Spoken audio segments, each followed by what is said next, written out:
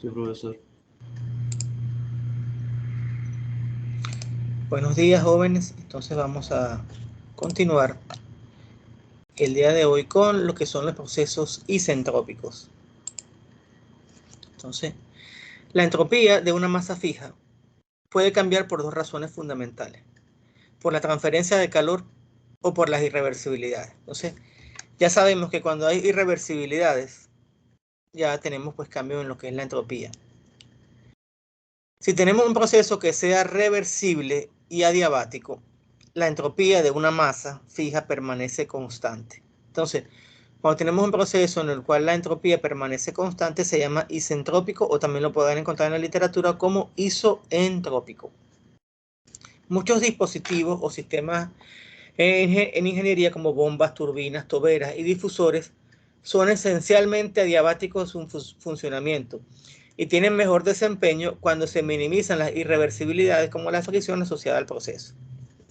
Entonces, en muchos problemas que hemos resuelto acá hemos dicho que las turbinas son isentrópicas, que las bombas son isentrópicas, que que las bombas, que las turbinas son adiabáticas. En general, es una aproximación que se hace. ¿Por qué? Porque no hay intercambio de calor, aunque sí lo hay, es muy pequeño, se desprecia. Lo que sí no podemos evitar son las irreversibilidades, porque internamente dentro de una bomba, internamente dentro de una turbina, hay fricciones. Y esas fricciones van a provocar pérdidas de energía, y esas pérdidas de energía se van a traducir en entropía. En un proceso isentrópico, lo vamos a usar como modelo para procesos reales, además de permitirnos definir las eficiencias para procesos al comparar el desempeño real de estos dispositivos con el desempeño bajo condiciones idealizadas. Entonces, en resumidas cuentas, cuando analizamos un proceso desde el punto de vista isentrópico, es un proceso ideal, donde no hay reversibilidades, donde no hay fricción, donde no hay transferencia de calor ni nada de eso. Y yo lo utilizo para comparar la máxima eficiencia, por ejemplo, que tendría un dispositivo, y en base a eso tratar de alcanzar esa eficiencia cuando hago el diseño, mejorando lo que es la lubricación, por ejemplo, mejorando los materiales que uso, mejorando los aislantes, para procurar ir hacia esa meta que nunca voy a alcanzar, lamentablemente. Por ejemplo, tenemos que vapor entra a una turbina a 1 megapascal y 300 grados centígrados a una velocidad de 50 metros por segundo. El vapor sale de la turbina a 150 kilopascal y 200 metros por segundo. Si se considera que el proceso es reversible y adiabático, determine el trabajo por unidad de masa. Esto que está acá, vamos a resaltarlo acá. Reversible y adiabático. Si hablamos que el proceso es reversible y adiabático,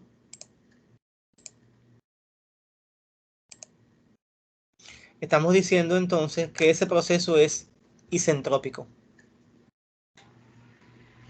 Entonces, tenemos las condiciones en la entrada de la turbina y a la salida de la turbina. Con esas condiciones de 1 megapascal de presión y 300 grados centígrados, vamos a encontrar las propiedades. Entonces, comenzamos buscando en la tabla de saturación. 1 megapascal son 1000 kilopascales. Cuando entramos a la tabla de presión, vemos que para una presión de 1000 kilopascal, la temperatura en saturación sería 179,91. Es decir, para que un vapor a 1000 kilopascales se comporte como vapor saturado, su temperatura debe ser 179,91 grados centígrados o grados Celsius, como también lo llaman. ¿Qué temperatura me da el ejercicio? ¿Cuál es la temperatura que tiene el vapor en el ejercicio?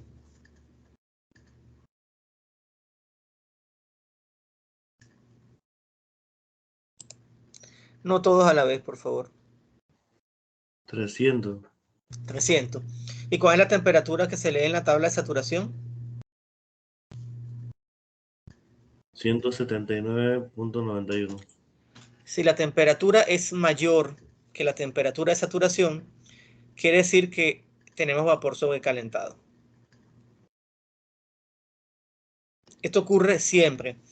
Siempre que ustedes tengan vapor y la temperatura sea mayor que la temperatura de saturación para una presión establecida, vamos a estar en presencia de vapor sobrecalentado.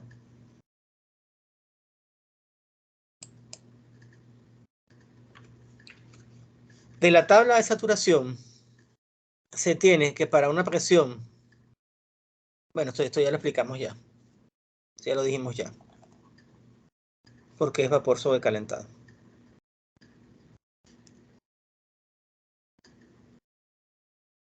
Entonces, buscamos la tabla entonces de vapor sobrecalentado, que es la que tenemos acá abajo, y observamos el volumen específico, observamos la energía interna y observamos también la entropía, que está acá. La entropía es esta S minúscula. Entonces, la entalpía es 3051,15. El volumen específico pues ya está señalado acá, pero no nos hace falta. Y tenemos también la entalpía, la entropía, perdón. Entonces, una vez que ese vapor sobrecalentado ingresa a la turbina, realiza un trabajo de expansión y sale con otras condiciones de la turbina. Él sale a 150 kilopascal, pero no me dicen más nada, solamente me dicen que sale a 150 kilopascal y a 200 metros por segundo. Entonces, no tengo otra propiedad que me permita saber cómo se comporta ese vapor a la salida. ¿La tengo o no la tengo?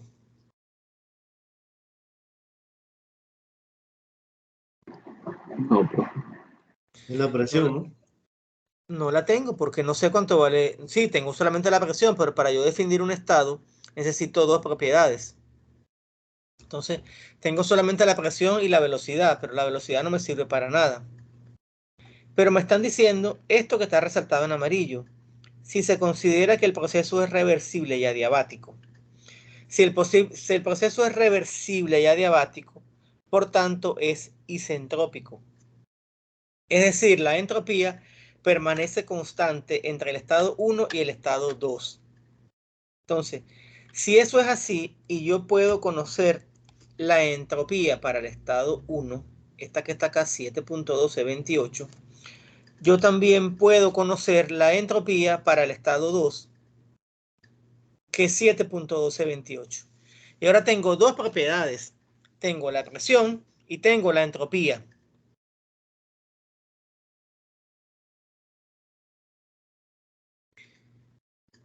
Observamos este rectángulo que está resaltado acá en rojo. Me voy a la tabla de saturación, que es esta que está acá.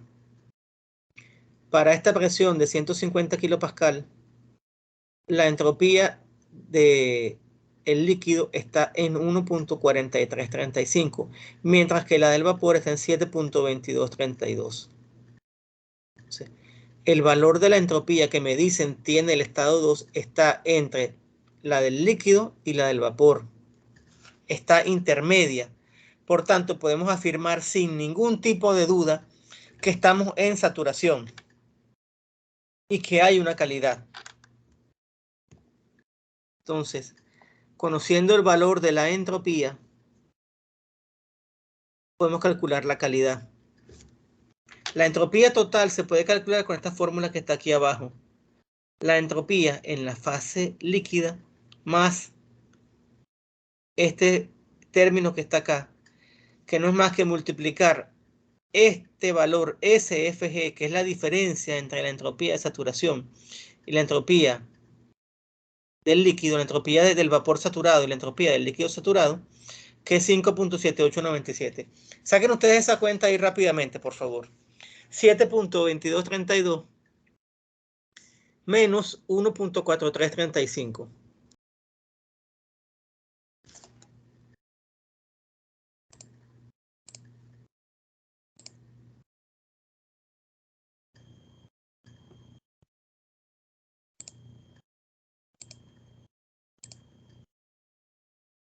¿Menos qué, profe? Que me la calculadora está así mismo. 7.2232 menos 1.4335.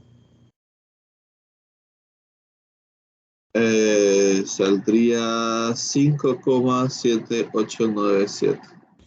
Ese valor que está acá es el que leemos como SFG. Diga usted.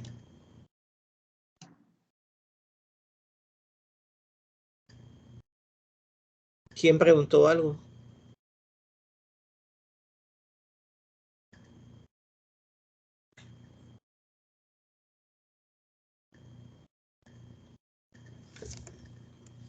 Bueno, entonces, con estos valores de SF y SFG y S, vamos a despejar la calidad. La calidad sería la entropía total, que es 7,1228, menos la entropía del líquido, que es 1,4335, dividido por esta entropía SFG, que es 5.7897. Sacamos estas cuentas y nos da 0.9827. Quiere decir que la calidad es bastante alta. La calidad, recuerden que va desde 0 hasta 1. Aquí está en 0.9827. Es decir, que la cantidad de vapor es mayor que la cantidad de líquido. Mucho mayor.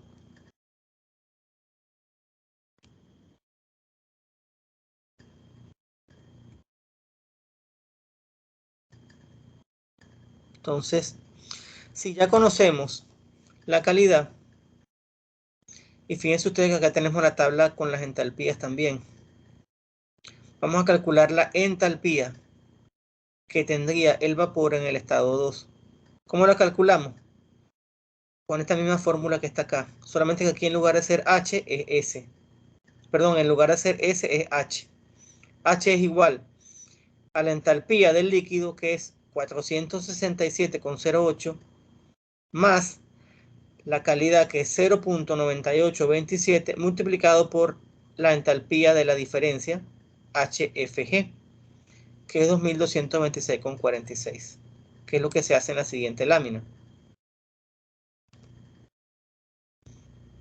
Sacamos esas cuentas y nos da que la entalpía es 2654,93 kJ por kilogramo.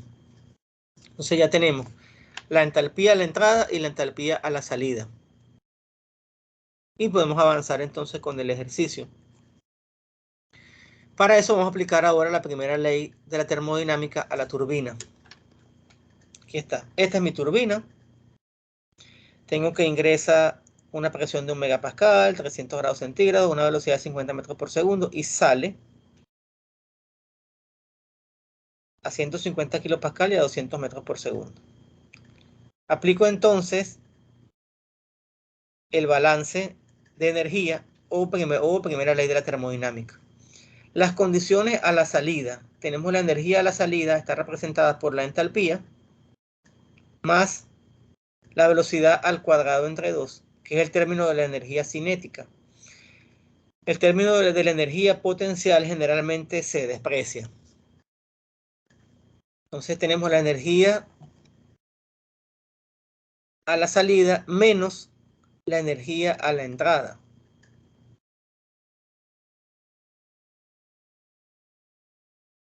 Que aquí lo tenemos, que es H1, que H1 es la entalpía del estado 1, más la velocidad 1 al cuadrado entre 2, que es 50 metros por segundo. Es igual al calor menos el trabajo. Se supone que el calor es 0 porque me dicen que el proceso es adiabático. Y además de adiabático es reversible. Entonces, aquí una nota que es importante. La velocidad está en metros por segundo, la energía dará en joule. Por tanto, cada energía cinética debe dividirse entre 1000.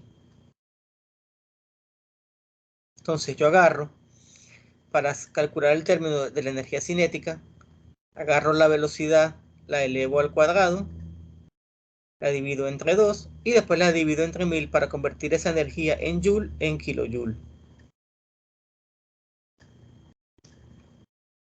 Fíjense que de acá pasamos acá, el término que está acá. Este menos que está acá afecta tanto a la entalpía, por eso tiene este signo negativo. Y este menos que está acá también afecta a este término de velocidad. Menos por más es menos.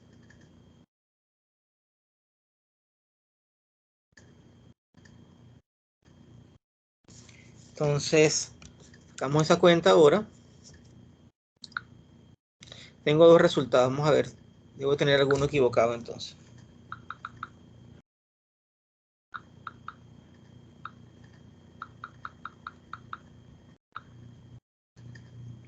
Ok. Aquí está incompleto acá. Porque aquí me faltó el término de la energía potencial.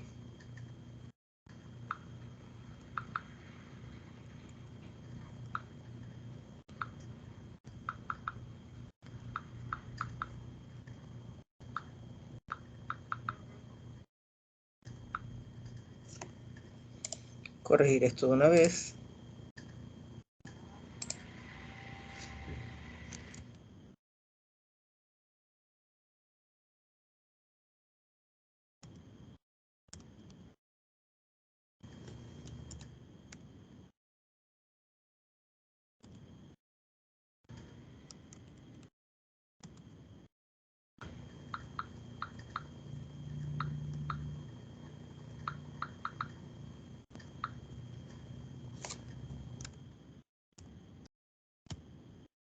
Ahora sí.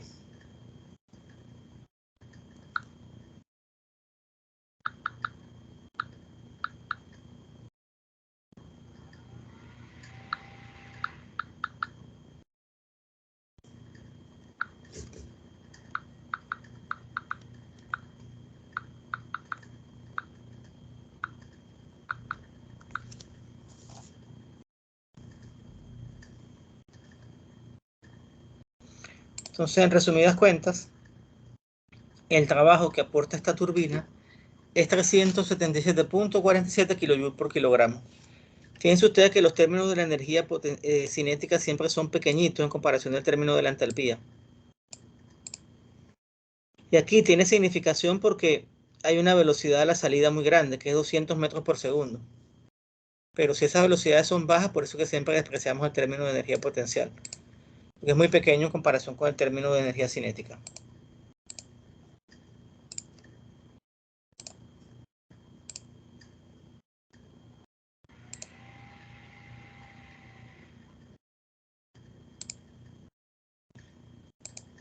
¿Estamos claros?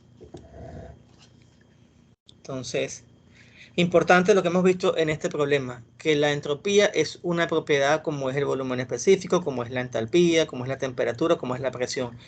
Y con la entropía yo también puedo ayudar a definir un estado termodinámico cuando tengo otra propiedad.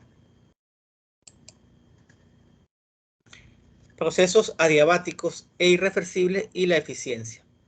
¿Se puede lograr reducir considerablemente la pérdida de calor en una turbina? Claro que sí, porque coloco buenos aislantes. Adicionalmente, las irreversibilidades se pueden reducir añadiendo mejores lubricantes a los componentes mecánicos para minimizar la fricción y por ende se lograría mejorar la eficiencia. Pero en la práctica las turbinas no son isentrópicas. ¿Por qué? Porque por mucho que yo mejore la fricción, siempre hay una fricción aunque sea mínima. Y siempre entonces al tener esas fricciones son fuentes de irreversibilidad. Cuando una turbina es isentrópica, entonces se dice que su trabajo es isentrópico. Mientras que si la turbina no es isentrópica, entonces su trabajo es real. La relación entre el trabajo real y el trabajo isentrópico me permite calcular la eficiencia. Entonces, definimos la eficiencia de una turbina como el trabajo real entre el trabajo isentrópico. Y como dije anteriormente, esto nos permitiría ver cuál sería la máxima eficiencia que tendría en una turbina. Y en base a eso yo trato de hacer los diseños de mi turbina. Ejemplo 2. Una turbina de vapor recibe vapor a 1000 kilopascal y 300 grados centígrados. Hablamos de turbina de vapor porque también puede haber turbinas de gas y turbinas eólicas y turbinas de agua. El vapor sale de la turbina a 15 kilopascal. Fíjese que entra a 1000 y sale a 15, o sea que se aprovecha bastante la energía de ese vapor. A lo mejor es una turbina larga. Si el trabajo realizado por la turbina es de 600 kJ por kilogramo, determine la eficiencia de la turbina.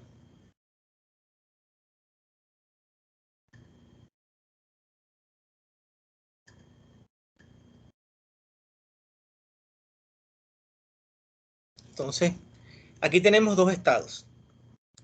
Un estado cuando el vapor entra a la turbina, que entra cargado de energía, que entra a 100 kilopascal y 300 grados centígrados. Y un estado de la salida cuando él sale a 15 kilopascal. Esto aquí a la salida, esto debe estar en saturación. Vamos a ver ahora cómo está. Me dice que el trabajo realizado por la turbina es 600 kJ. Este sería el trabajo real. Entonces, si este es el trabajo real, habría que ver cuánto es el trabajo isentrópico. Entonces, determine la eficiencia de la turbina. En el primer estado, vamos a ver, tenemos vapor sobrecalentado a 1000 kilopascal y 300 grados centígrados. Vamos a ver por qué ocurre esto. Si yo me voy directo a la tabla de vapor sobrecalentado, que es la tabla B1.3 del libro de Van Weylen, me voy a la parte de presión a 1000 kilopascal. Aquí me aparece un valor entre paréntesis. Este valor entre paréntesis indica el valor de la temperatura de saturación para esta presión. Entonces, para 1000 kilopascal, la temperatura de saturación es 179,91. Como la temperatura del proceso es 300 grados centígrados, entonces estamos en vapor sobrecalentado, porque esta temperatura, que es 300, es mayor que la temperatura de saturación, que es 179,91. En el segundo estado tenemos una presión de 15 kilopascal. Nos faltaría una segunda propiedad para determinar el estado. Pero además de eso, queremos calcular la eficiencia de la turbina. Y dijimos que la eficiencia es el trabajo real entre el trabajo isentrópico. Y el trabajo isentrópico es el trabajo cuando la entropía es constante. Entonces, si decimos que la entropía es constante en todo el proceso, quiere decir que la entropía a la entrada va a ser igual a la entropía a la salida.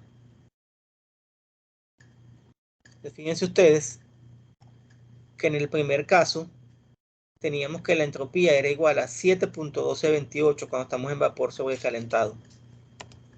Entonces, en el proceso isentrópico la entropía no varía, por tanto, en el estado 2, la entropía va a ser también de 7.1228.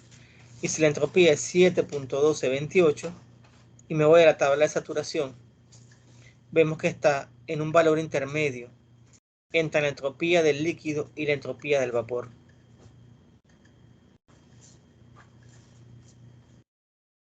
Y de forma similar a como se hizo en el ejemplo anterior, lo que vamos a hacer entonces es calcular la calidad, que la tenemos acá. La calidad para el proceso isentrópico sería igual a la entropía menos la entropía del líquido entre SFG, que como dije anteriormente es la entropía del vapor saturado menos la entropía del líquido saturado. Tenemos todos los valores y esto sacar unas cuenticas sencillas. Por tanto, la entropía, la calidad sería entonces 0.8779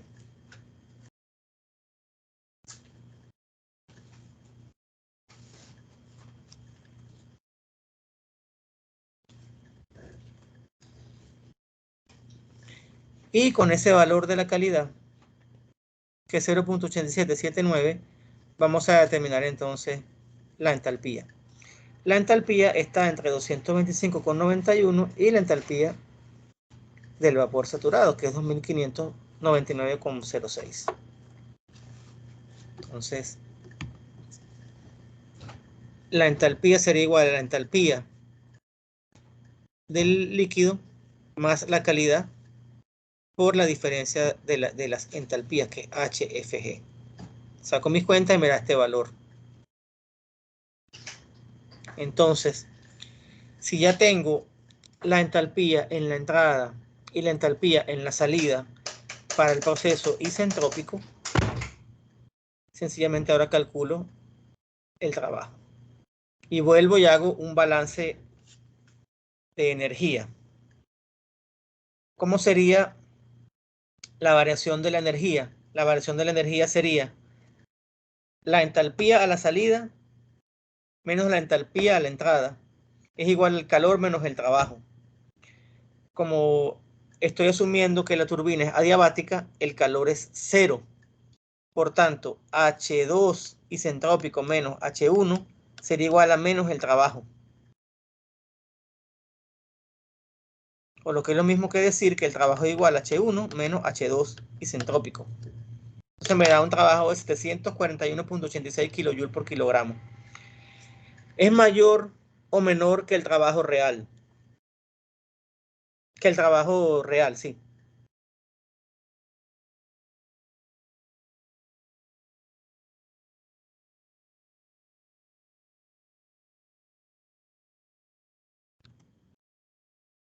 ¿Están vivos todavía? Sí, profesor. Era mayor, ¿no? Es que no recuerdo cuál era el real. El real es 600. Entonces Ah, tienes un trabajo mayor que el trabajo real. Siempre el trabajo isentrópico va a ser mayor que el trabajo real. Por tanto, entonces podemos calcular la eficiencia. Ponemos acá a la clase.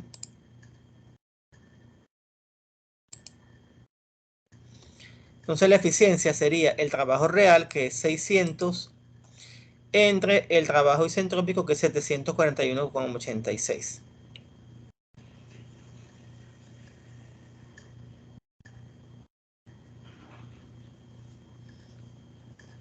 Entonces, pero fíjense una cosa, ya está la eficiencia. Ahora vamos a ver el estado a la salida 2 de la turbina, el estado real. Habíamos dicho que el trabajo es igual a esta diferencia de entalpías. Yo les recomiendo a ustedes que todo lo que yo explico acá en clase, que como dijo una compañera por allí, yo lo explico rápido porque no tengo mucho tiempo y porque lamentablemente no estoy en un salón de clase donde tengo un tablero y puedo explicar con más detalle. Que todo esto que yo hago acá lo desglosen con calma en la casa, problema por problema. Si un problema que yo les explico a ustedes en 20 minutos, ustedes lo resuelven en 40, está bien. Porque ustedes tienen que desglosarlo y hacerlo poco a poco para entender todos y cada uno de los conceptos que estamos explicando acá. Y por supuesto tienen que leer toda la teoría, tanto la que yo dicto acá en las láminas como la que aparece en los libros para tener una comprensión adecuada del tema. Entonces, al final habíamos entendido que el trabajo de la turbina es igual a la diferencia de las entalpías. La entalpía 2, la entalpía de la salida de una turbina, va a ser mayor o menor que la entalpía de la entrada.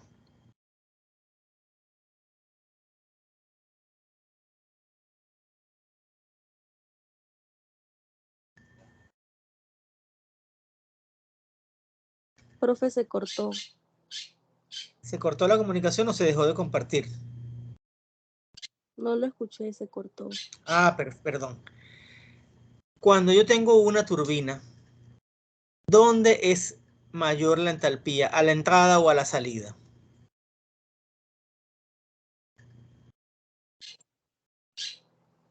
A la entrada. A la entrada es mayor que a la salida. ¿Por qué?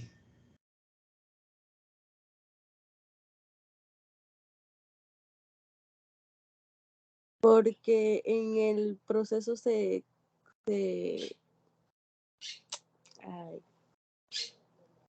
Ay, se me olvidó la palabra.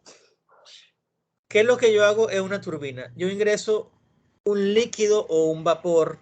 Hablo de líquido porque hay turbinas eólicas, perdón, hidráulicas, que son las turbinas de agua.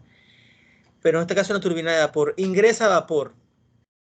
¿Qué es lo que hace ese vapor internamente en la turbina? se expande y disminuye la presión. Se expande y disminuye la presión, y encima de eso él cede su energía al equipo. Entonces lo que hace ese vapor es que impulsa los álabes de la turbina para generar movimiento de eje, que es lo que llamamos potencia de la turbina. Entonces, siempre, fíjense ustedes que estas cosas, que son claves, y apréndanlo como se aprendieron el Padre Nuestro si son ustedes cristianos, ¿ok? En una turbina, siempre la entalpía a la salida va a ser menor que la entalpía a la entrada. ¿Por qué? Porque sucede que el fluido le cede su energía al sistema para producir trabajo. Entonces, si entra a una entalpía de 3000, por ejemplo, kilojoules por kilogramo, puede salir perfectamente a 1200 kilojoules por kilogramo, porque la idea es aprovechar la energía del fluido para producir trabajo mecánico. Eso con respecto a una turbina. En una caldera pasa lo contrario. En una caldera yo le añado calor al fluido. ¿Para qué? Para darle mayor energía. ¿Sí entienden la idea? Sí, Sí, profesor. profe, se entiende. ¿Qué sucede en un condensador o intercambiador de calor? En un condensador o intercambiador de calor, lo que sucede es que yo le quito energía al fluido para convertirlo en líquido. Y esa energía se la quito en forma de calor porque allí no se hace trabajo. Y ese calor, ¿qué hace? Ese calor generalmente se cede al medio ambiente.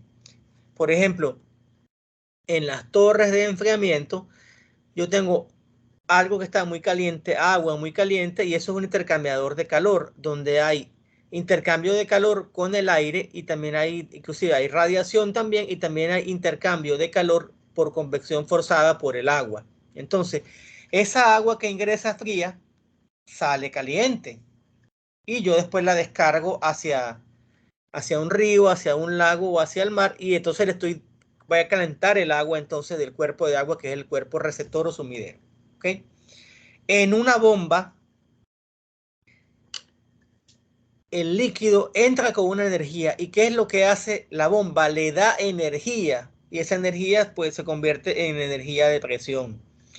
En un compresor ocurre exactamente lo mismo que una bomba, pero mientras la bomba es para agua, el compresor es para gases, como el aire, como el nitrógeno, como el argón, para ustedes contar, como los refrigerantes que se usan. Entonces, el compresor toma ese gas y le da energía para poder utilizarla en un proceso.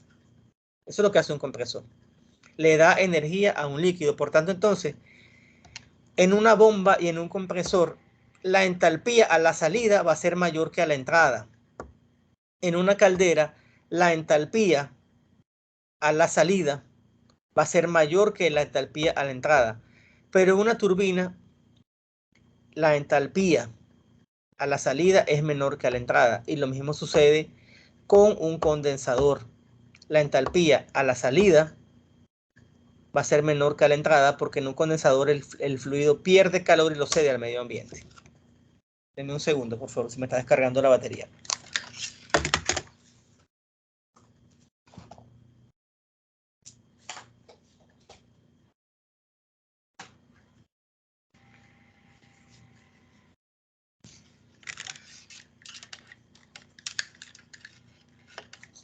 ¿Estamos claros entonces? Todo esto que les acabo de explicar es fundamental que ustedes lo sepan para comprender el funcionamiento de los dispositivos ingenieriles. Por cierto que la gente de biomédica utiliza mucho el vapor en lo que es la desinfección.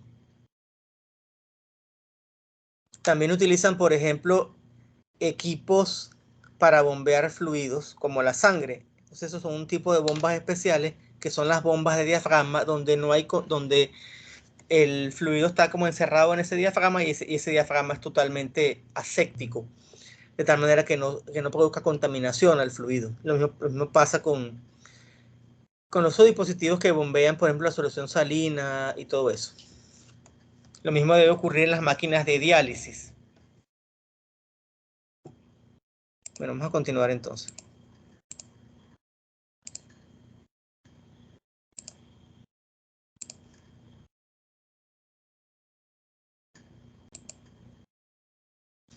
Entonces, queremos saber cuál es la entalpía real a la salida de la turbina. vamos a decir que la entalpía real va a ser igual a la entalpía de la entrada menos el trabajo que realiza la turbina. Entonces, si el trabajo que realiza la turbina es de 600 kJ por kilogramo, a la entalpía, que es 3051.15, le resto este trabajo y me da que la entalpía real es 2451.15. En cambio que la entalpía para el proceso isentrópico era 2309. Fíjense ustedes esta otra cosa que está acá. La entalpía del proceso isentrópico es 2309 y la entalpía acá es 2451. Pero en el proceso isentrópico, que es el proceso ideal, hago más trabajo.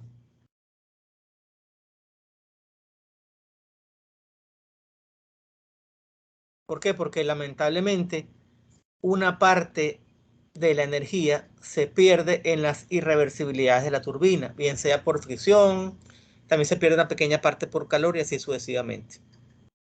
Entonces ahora que tenemos el valor real de la entalpía, podemos calcular el valor real de la calidad. Entonces, volvemos a las tablas de vapor de saturación. Tenemos H, que es el valor real de la entalpía. Tenemos la entalpía del líquido, la entalpía de la diferencia, HFG, y nos da una calidad de 93%, 93.77%. Y también podemos calcular la entalpía real, la entropía real. La entropía real es 7.5663 a la salida de la turbina, que es mayor que la entropía inicial, que era 7.1228.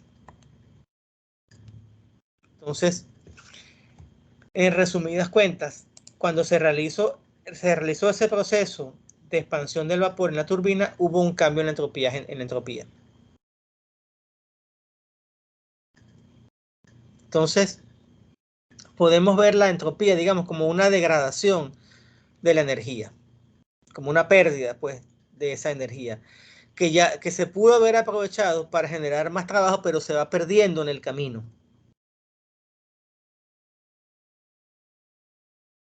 Veamos ahora lo que son los diagramas temperatura, entropía. Ya habíamos conversado bastante lo que era de los diagramas de temperatura, volumen específico y de presión, volumen específico. Aquí tenemos este diagrama ahora que me muestra el diagrama de saturación también. Todo lo que está por acá, en este recorrido que está acá, hasta llegar al punto crítico, es el líquido saturado. Del punto crítico en adelante, todo lo que tenga por acá va a ser vapor saturado. Y todo lo que está dentro del domo está en forma de líquido vapor. Por ejemplo, este punto que está acá, aquí, un punto intermedio, una parte del agua va a estar en forma de líquido y una parte va a estar en forma de vapor. Entonces, a medida que pasamos del líquido saturado a vapor saturado, la entropía aumenta. Fíjate, aquí está. Estoy aquí y voy avanzando. Estoy aquí en líquido saturado y quiero obtener vapor saturado. En esta línea donde la presión es constante. Por acá, llego aquí a vapor saturado. Si sigo incrementando la temperatura, manteniendo constante la presión, voy a tener vapor saturado. Vapor sobrecalentado, perdón. Y la entropía va a ir aumentando en cada paso.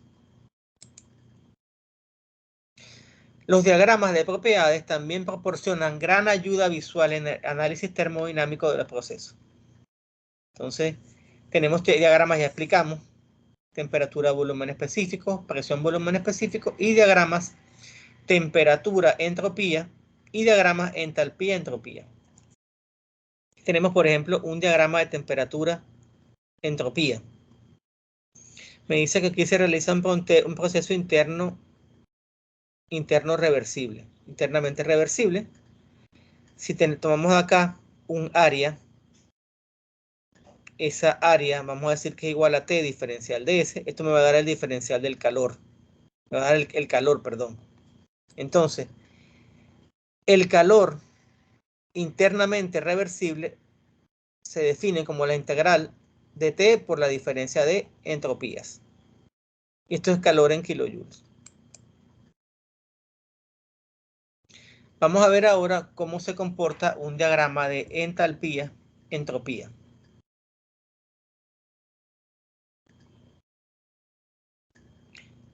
Fíjense aquí una cosa. Aquí la entalpía está en el eje vertical y la entropía en el eje horizontal. Cuando yo paso, por ejemplo, de aquí, del punto 4 al punto 5, si yo me voy por aquí, por esta flecha que está acá, esta flecha negra, me voy manteniendo la entropía constante. ¿Por qué? Porque este es un mismo punto. Un punto que tiene el mismo valor de entropía, pero voy aumentando la entalpía. Pero en un proceso real, eso no es así. En un proceso real, ese cambio de entalpía va a ir acompañado también de un cambio de entropía. Fíjense, de 6 a 7 pasa igual. De 6 a 7, a 7S, que es el isentrópico, se mantiene la entropía constante, pero en el caso real, no. En el caso real, a todo cambio de entalpía también le acompaña un cambio de entropía. Tenemos, por ejemplo, una caldera. En una caldera vamos a pasar de un estado a otro también. También pues hay un cambio de entalpía y un cambio de entropía, lo mismo que para un calentador y para un condensador.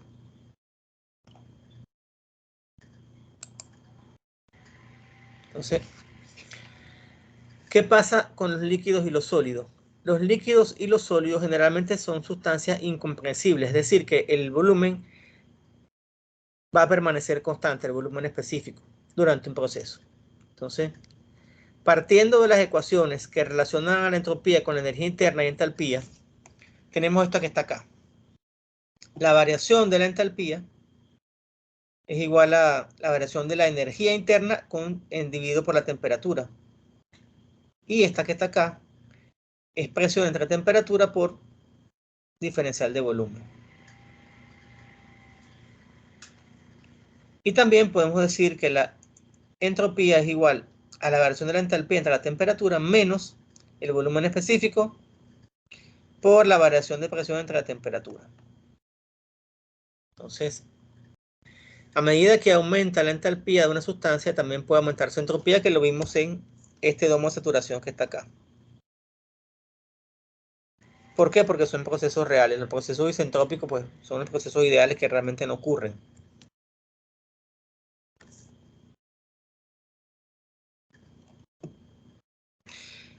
En un líquido o en un sólido, como se asume que son incompresibles, la variación del volumen es cero. Entonces este término que está acá desaparece. Entonces, además sabemos que la variación de la energía va a ser igual al calor específico por la variación de temperatura. Entonces, en resumidas cuentas, para líquidos y sólidos, el cambio de entropía va a ser igual al calor específico promedio por el logaritmo neperiano de la temperatura 2 entre la temperatura 1. Es decir, el cambio de entropía entre dos estados.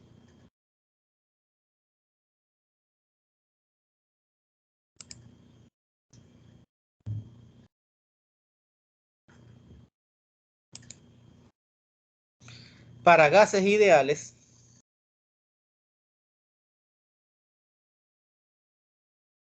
tenemos la ecuación de estado P por V igual a RT. Y además la variación de la energía interna es el calor específico a volumen constante por la variación de temperatura. Entonces, en esta ecuación que está acá, que es la ecuación de la entropía, P entre T, que es este término que está acá, es R entre V, que es el volumen específico. Entonces, esto que está acá, al sustituirlo acá, te queda que la variación de la entropía es igual a el calor específico a volumen constante por diferencial de temperatura entre temperatura más R por el diferencial de volumen entre el volumen, donde R es la constante de cada gas.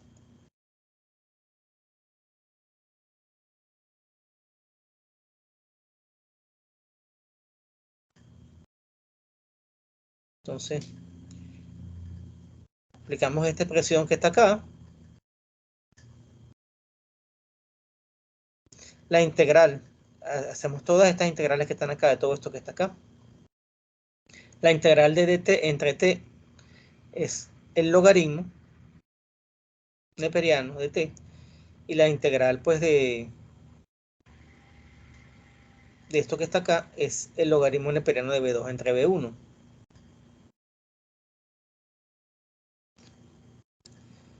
Y de esta manera pues tenemos aquí lo que son los cambios de entropía en un gas ideal en función del calor específico a volumen constante y del calor específico a presión constante.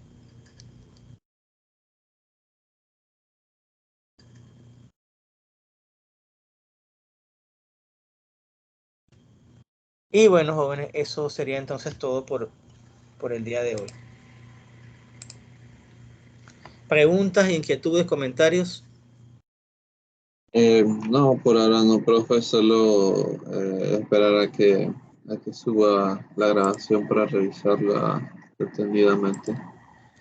¿Cómo no? Eh, Revisen todo con calma, por favor. Apóyense también con los libros. Es muy importante estudiar con los libros, jóvenes. En los libros está todo esto suficientemente detallado. No es leer como quien lee una historieta. Es leer, tener el libro en la mano y en la mano izquierda y en la mano derecha tener un cuaderno para ir haciendo todos esos desarrollos que el libro explica rápidamente. Ustedes lo hacen paso por paso. Es tener la calculadora en la mano y las tablas de vapor para resolver ustedes los ejemplos que están resueltos tanto en la clase como en los libros para poder entender bien el porqué de las cosas. También les voy a publicar ahora dentro de un rato la tarea número 2. Estoy a la orden por correo para cualquier aclaratoria que tengan, para cualquier dudas. Cualquier planteamiento que ustedes quieran realizar, pues me lo escriben por correo. Estoy atento a sus solicitudes. Recuerden que aquí lo más importante es el aprendizaje.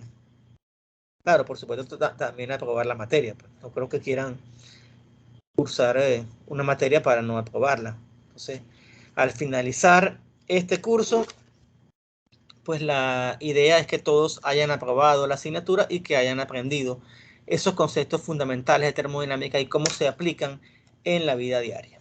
Voy a finalizar la grabación y me quedo acá atento para cualquier inquietud. Muchas gracias y que tengan un feliz día.